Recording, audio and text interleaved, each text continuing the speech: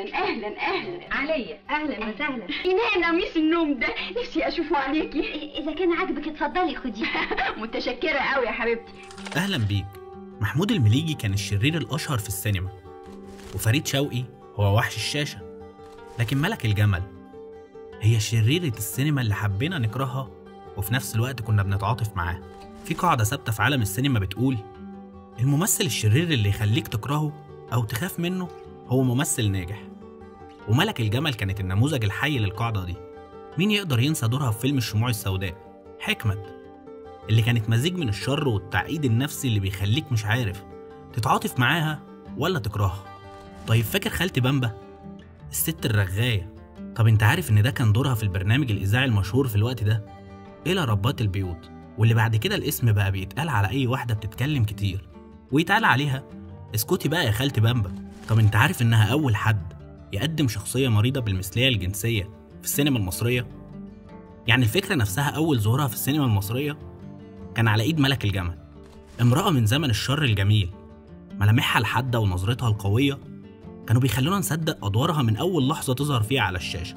ملك الجمل كانت قادرة في كل دور تجسد فيه الشر إنها تحول الشخصية من مجرد شريرة تقليدية لامرأة مجبرة على الشر، واحدة بتخليك تحتار هل تتعاطف معاها لأنها ضحية الظروف ولا تكرهها لأنها فعلا ظالمة.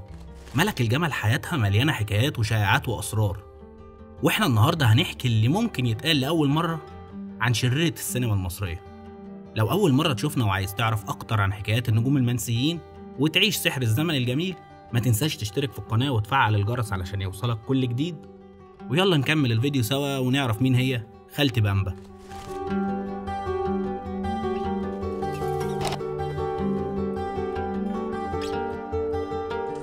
بعيدا عن زحمة القاهرة سنة 1929 اتولدت ملك الجمل لأسرة متوسطة الحال في محافظة بورسعيد. ملك كان عندها طموح كبير إنها تكون ممثلة مشهورة، بس أهلها كانوا شايفين إن التمثيل ده حاجة مش مهمة وإنها لازم تركز في دراستها. عشان كده دخلت كلية الآداب قسم اللغة الإنجليزية، وكانت متفوقة جدا في دراستها بالكلية، بس من جواها كانت حاسة إن مستقبلها مش في الدراسة، هي اتولدت علشان تبقى نجمة في عالم الفن. ورغم كل التحديات اللي كانت بتواجهها بسبب ظروفها العائلية، بس ملك ما استسلمتش. بعد ما خلصت دراستها في كلية الآداب قررت إنها تدخل المعهد العالي للفنون المسرحية، ودي كانت أول خطوة حقيقية في طريق تحقيق حلمها الكبير. وكانت عارفة إن الطريق مش هيكون سهل، لكنها كانت مستعدة تواجه أي صعوبات. وفي المعهد أثقلت موهبتها وقدرت تتعلم كل ما يتعلق بالتمثيل، من أصول الأداء لغاية التعامل مع الكاميرا والمسرح. الدراسة في المعهد كانت مليانة تحديات، وخصوصا إنها جاية من مدينة زي بورسعيد، مش العاصمة القاهرة.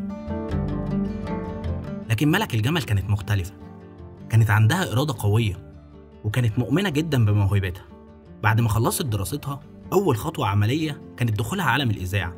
في الأربعينات الإذاعة المصرية كانت هي الوسيلة الأكبر للوصول للجمهور، وملك قدرت تخطف الأضواء من خلال صوتها القوي والمميز.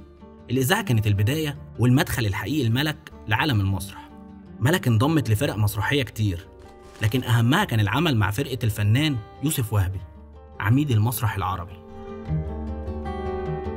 ومعاه قدمت مجموعة من العروض المسرحية اللي حققت نجاح كبير، وده خلى اسمها يلمع أكتر في عالم المسرح. وكمان سفرها مع يوسف وهبي لباريس كان نقلة كبيرة في مشوارها الفني، هناك قدمت عروض مسرحية عالمية للجمهور الفرنسي. وبعد رجوعها لمصر انضمت للفرقة المصرية الحديثة، وده كان سنة 1954، وقدمت مجموعة من المسرحيات اللي حققت نجاح مبهر.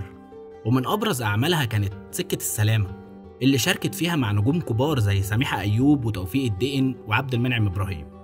وكمان قدمت مسرحيات زي ملك الشحاتين، السلطان الحائر، بير السلم، بلاد بره، طالع نازل، يانا يا هو، عنترة. كل العروض دي أكدت موهبتها الكبيرة في تقديم أدوار متنوعة على خشبة المسرح، وجعلتها واحدة من نجمات المسرح المصري اللي قدرت تخطف الأنظار في كل عرض كانت بتقدمه. رغم إن ملك الجمل ما أخدتش فرصة البطولة المطلقة في السينما، إلا إن أدوارها اللي قدمتها في أكتر من 30 فيلم كانت قادرة تسيب من خلالهم بصمة كبيرة في عالم السينما. ومن أبرز أدوارها اللي ما نقدرش ننساها زي ما قلنا دورها في فيلم الشموع السوداء لما جسدت شخصية حكمت المربية القاتلة الشريرة. كمان في فيلم إسماعيل ياسين في الأسطول لعبت دور الخطبة المتآمرة. وفي أم العروسة قدمت شخصية الحامة الغيورة، وفي فيلم نادية كانت العمة البخيلة اللي بتحاول تسيطر على بنات أخوها بكل جشع.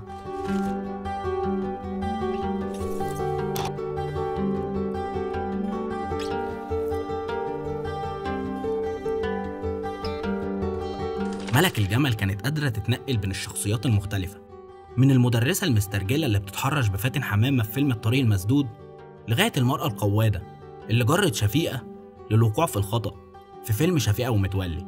دورها في فيلم الطريق المسدود كان واحد من الأدوار الجريئة في تاريخ السينما المصرية، وكان بيعرض لأول مرة شخصية بتعاني من المثلية الجنسية في السينما. ورغم الجدل اللي أثير حول الدور ده، ملك قدمته ببراعة وقدرت تحقق نجاح كبير. ومن الأفلام اللي شاركت فيها طيش الشباب، خد الجميل، ريا وسكينة، كدبة إبريل، رصيف نمرة 5، حواء على الطريق، حكاية بنت اسمها مرمر، المغنواتي. كل فيلم وكل دور كان بيثبت إن ملك الجمل مهما كان حجم الدور اللي بتقدمه هي قادرة تحوله لعلامة في تاريخ السينما المصرية.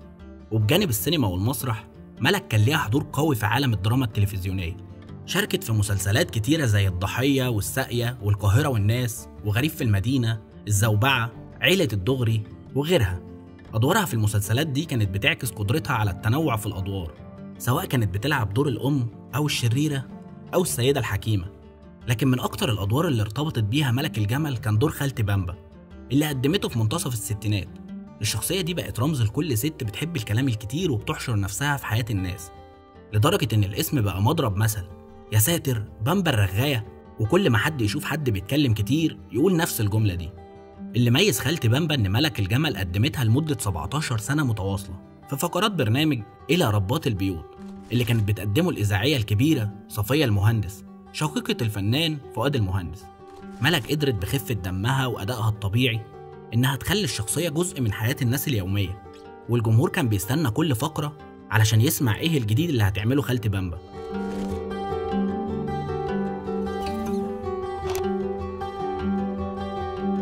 زي أي فنانة كبيرة، ملك الجمل حياتها ما كانتش خالية من الشائعات، وواحدة من أشهر القصص اللي ارتبطت بيها كانت علاقتها بالشاعر الكبير إبراهيم ناجي. يقال إن ملك الجمل كانت شديدة الجمال في شبابها، وإن قصيدة إبراهيم ناجي الأطلال كانت عن امرأة حقيقية وليست من خياله. وانتشرت شائعات إن ملك الجمل هي اللي كتب لها القصيدة. الموضوع ده فضل لفترة طويلة حديث الناس، وكان في اختلاف حول إذا كانت هي المقصودة فعلا ولا الفنانة زوزو حمدي الحكيم. ومع إن محدش قدر يجزم بالحقيقة، إلا إن ملك الجمل بقت جزء من الأسطورة دي، وارتبط اسمها بقصيدة من أعظم ما غنت أم كلثوم.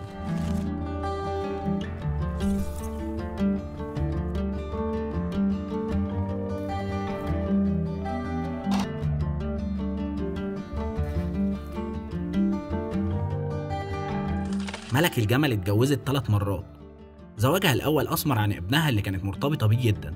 بعد كده اتجوزت من المخرج محمد مرجان اللي هاجر لإيطاليا في أوائل سبعينيات القرن الماضي. أما زواجها الثالث فكان من المهندس كمال ميشيل اللي أشهر إسلامه علشان يتجوزها، واللي كان لانفصالهم قصة غريبة. سنة 1965 المشهد كان مختلف، مش قدام الكاميرا لكن في محكمة عابدين للأحوال الشخصية. ملك ما كانتش بتلعب دور شريرة، لكن كزوجة بتطالب بحقوقها من جوزها المهندس كمال ميشيل، وقالت إن جوزها كان عنده 70 فدان ومزرعة عجول وأرانب في الهرم. لكن بعد ما فلس هجرها وسابها من غير أي دعم. بس جوزها وقف قدام القاضي وقال بصوت مليان حسرة إنه غير ديانته علشان يتجوزها وصرف عليها 30,000 جنيه، وباع كل أملاكه علشان يرضي طلباتها المتكررة، وإنه لما فلس هي هجرته ورفعت عليه قضية نفقة. ملك بابتسامة قالت أنا ما فرضتش عليه حاجة، وهو اللي كان عايز يتفشخر قدام زملائي ويثبت إنه غني. النهاية كانت بحكم المحكمة لصالح ملك الجمل بنفقة 30 جنيه شهريا.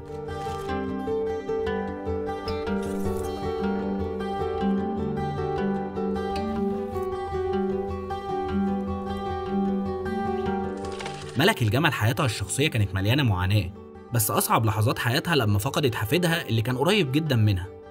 يقال إن ملك كانت خارجة مع حفيدها للسوق وفجأة صدمته عربية مسرعة وتوفى قدام عينيها.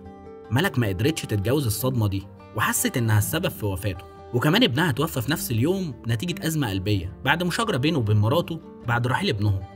ومن هنا دخلت ملك في حالة اكتئاب شديدة. حزنها الشديد أدى لإصابتها بأزمة قلبية حادة، أدت لوفاتها في ديسمبر 1982 عن عمر يناهز 53 سنة.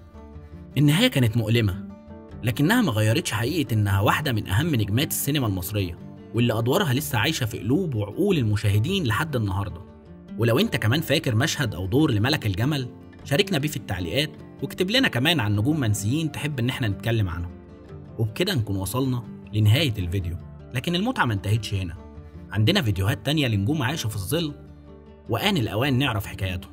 وما تنساش تشترك في القناة وتفعل علامة الجرس علشان يوصلك كل جديد، وتكون دايما جوه الحكاية. سلام.